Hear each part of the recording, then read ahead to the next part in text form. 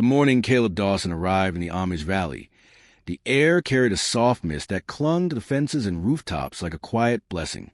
Elias Carter noticed the unfamiliar wagon first, the rented vehicle parked beside the communal workshop. Something too shiny, too loud, too modern for their peaceful town.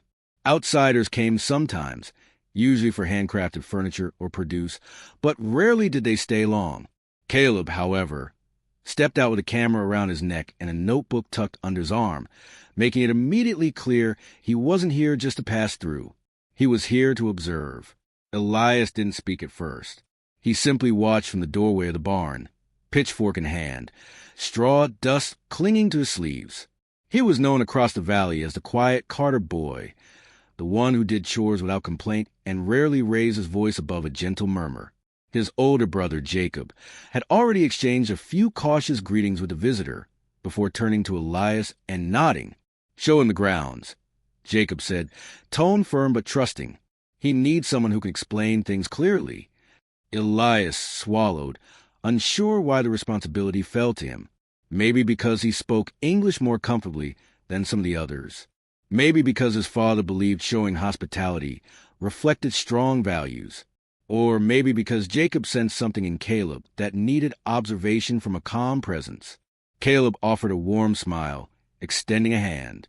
"I'm Caleb Dawson. I'm doing a photo project on traditional craftsmanship. I hope I'm not in the way." Elias shook his hand, surprised by the firmness, surprised too by how Caleb held eye contact. "I'm Elias," he said softly. "I can show you around the barns and workshops." They walked along the gravel path that cut through the Carter family land, boots crunching in the morning quiet. Horses neighed softly from their stalls. Sunlight filtered through the gaps in the wooden boards, casting gentle stripes of gold across the hay-strewn floor. Elias noticed how Caleb looked around with genuine curiosity, absorbing every detail with a kind of reverence rather than judgment. "It's peaceful here," Caleb said, lifting his camera but not taking pictures yet. "Different from everything I'm used to." Elias nodded. "We try to keep it simple." "Do you like it?" Caleb asked, but not like an interviewer, more like someone who truly wanted to understand. Elias hesitated. People rarely asked him what he liked.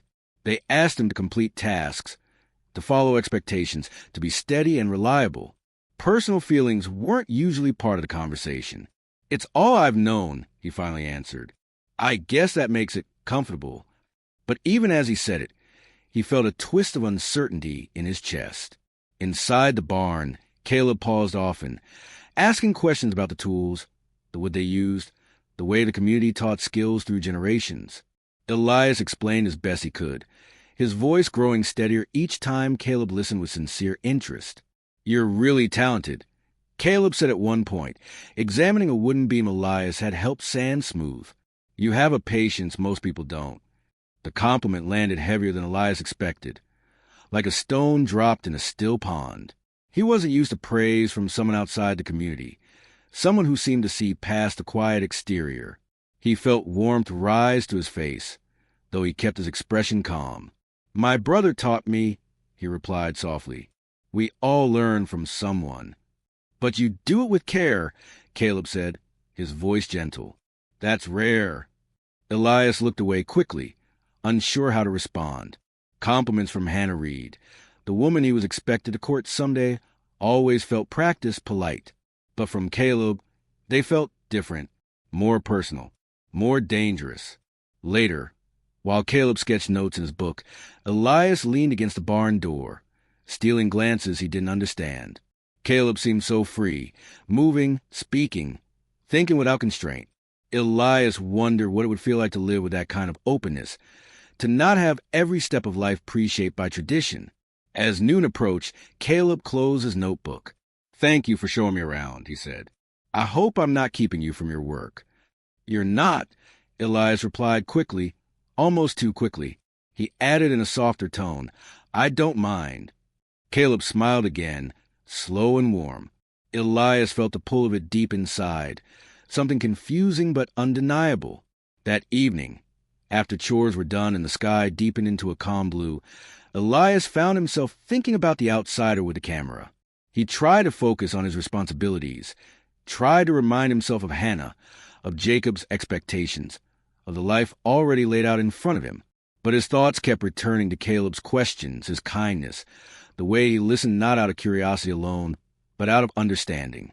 Elias sat on the edge of his bed, hands clasped, heart restless in a way he could not explain. He knew he shouldn't feel this pull, especially toward someone from the outside world. It wasn't proper. It wasn't responsible. And yet, as the evening settled, he found himself hoping Caleb would still be there in the morning, and hoping quietly that he would be asked to guide him again. Caleb arrived at the barn earlier than expected the next morning. The sun had barely cleared the horizon, and the air still held the coolness of dawn when Elias stepped inside, startled to find someone already there. Caleb stood near the hayloft, gently stroking the muzzle of one of the older horses, his expression soft and peaceful. It took him only a second to turn, smiling when he saw Elias. "Good morning," Caleb said, brushing dust from his sleeve. "Didn't mean to beat you here." Elias shook his head, unsure why his heart had given a sudden, traitorous jump. "You're fine. I usually start chores early." "Well," Caleb said with a grin, "I guess I'm learning from you." Elias tried not to let that comment sink too deeply, but the words echoed in him. People rarely learn from him, at least not outside of chore assignments. Yet Caleb said it like it mattered, like Elias's way of living held meaning beyond routine. They worked side by side for a few minutes, pitchforks scraping softly against the floor. Caleb asked small questions: what the horses liked to eat, how long they lived, how the community passed down animal care from father to son. Elias answered quietly, growing more comfortable with each exchange. Eventually, Caleb leaned against a wooden post, studying Elias with thoughtful eyes. "Can I ask you something more personal?" he asked. Elias paused mid-step, unsure. "Depends what it is." "You don't have an answer if you don't want to," Caleb assured him. "But do you ever wonder what you'd do if you weren't expected to follow certain paths? I mean, do you ever imagine a life that's different from the one planned out for you?" Elias felt the question land like a stone dropped into deep water. He breathed in slowly. "I don't know," he said. "I've never really let myself think about it." "Why not?" Elias shrugged, staring at the dust beneath his boots. "When you grow up here, life has a certain shape. You follow it because it's good, because it's right.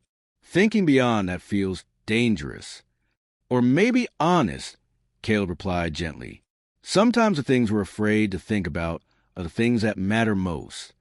Elias felt those words settle in a place he had been trying to ignore. He leaned his pitchfork against the wall and wiped his hands on his trousers. "What did you imagine growing up?" he asked, turning the question around. Caleb chuckled softly. "I imagined everything. Too much, probably. Some of it I did. A lot of it I didn't. But I learned that pretending to be someone I wasn't, it caught up with me eventually." Elias looked up. "Did it cost you something?" "A few things," Caleb admitted, voice low. "But I gained something, too. The understanding that being honest with myself wasn't a mistake." Elias looked away again, unsure why those words felt like they were aimed directly into the center of his chest. Before he could reply, Jacob walked into the barn. His eyes swept over the scene, the way Caleb stood too close, the way Elias looked unsettled, and tension immediately tightened the air. "Elias," Jacob said sharply, "Father needs you in the workshop. Now!" Elias nodded and started to move, but Jacob's gaze shifted to Caleb. "Our ways are private," he said firmly. "We show hospitality, but we don't forget who we are." Caleb's posture remained respectful.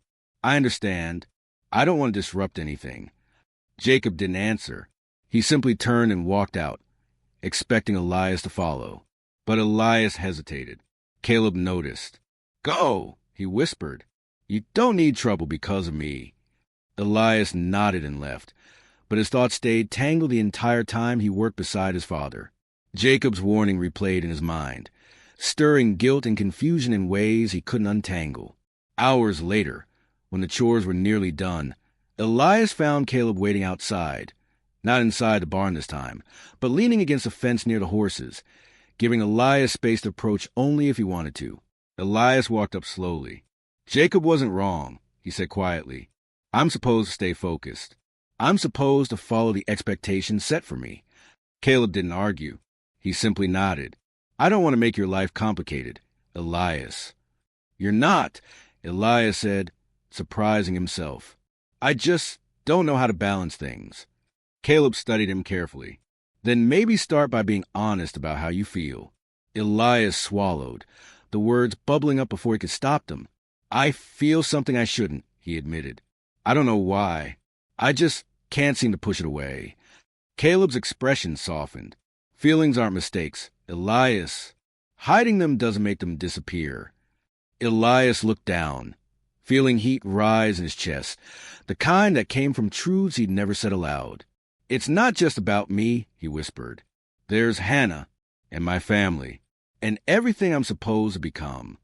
I know, Caleb said quietly, but none of that changes what's in your heart. Elias lifted his gaze, meeting Caleb's eyes fully for the first time.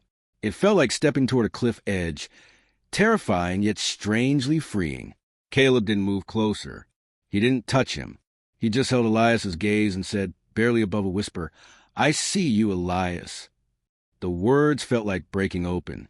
For the first time in his life, Elias realized the boundary had already been crossed. Not through actions, but through emotion. His heart had shifted, and pretending otherwise no longer felt possible. Jacob's voice echoed across the barn before Elias even stepped inside. Caleb stood near the workbench, flipping through his notes, unaware of the storm forming outside. The moment Jacob pushed open the barn doors, his expression stiff and unyielding, Elias knew something had shifted. His brother's eyes moved from him to Caleb, reading far more than either of them had said aloud. I told you to keep your distance, Jacob said sharply, his tone leaving no room for misinterpretation. This isn't appropriate. You're losing focus, Elias. Elias felt the old instinct to lower his head, apologize, retreat. But the words didn't come. Something inside him resisted.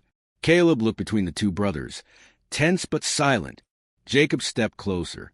You have responsibilities. A future set before you. Hannah and her family are expecting clarity. And here you are spending your time with an outsider. Caleb gently closed his notebook, keeping his voice calm. I don't want to cause problems here. You already have, Jacob snapped. Elias startled at the harshness. He took a breath, grounding himself. Jacob, this isn't Caleb's fault. It is, Jacob insisted. He doesn't belong in our world, and you know that. You have a path. Elias, a good one. Why risk everything for someone passing through? Caleb lowered his gaze, absorbing the blow without argument. But Elias couldn't stay quiet. Not after everything he had begun to admit to himself.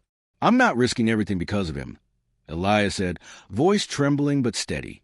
I'm questioning what I'm supposed to be, for the first time. And maybe that scares you, but it scares me too. Jacob's expression tightened. So you're throwing away your future with Hannah? For what? Feelings you can't even explain.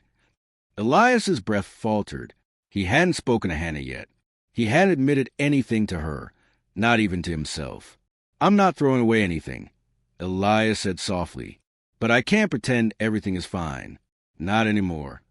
Jacob looked at him for a long, heavy moment.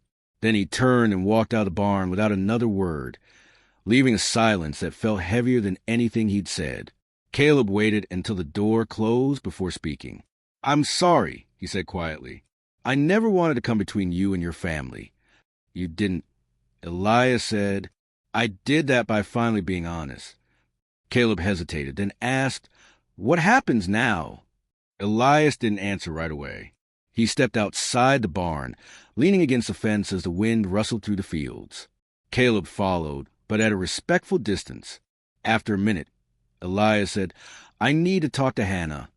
Hannah found him near the garden behind her family's home.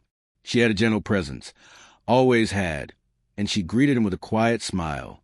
Jacob already spoke to me, she said, saving Elias from stumbling into an explanation. He said you're struggling with things. Elias swallowed hard. I should have told you myself. She shook her head slowly. It's all right. I think I've known something felt different. Elias felt guilt settle in his chest, but Hannah reached out and placed a hand over his. I want you to be happy, Elias. Even if that life isn't with me, I won't hold you to something that isn't honest. The relief nearly buckled his knees. I'm sorry, he whispered. You don't have to be sorry for being yourself, Hannah said softly. But you do need to figure out what that means. Her kindness felt like a blessing he didn't deserve. When Elias returned to the barn later, Caleb was preparing to pack up some of his equipment. He startled slightly when Elias approached. I thought maybe you'd want space, Caleb said. Elias shook his head. I talked to Hannah. I told her the truth, or as much of it as I understand.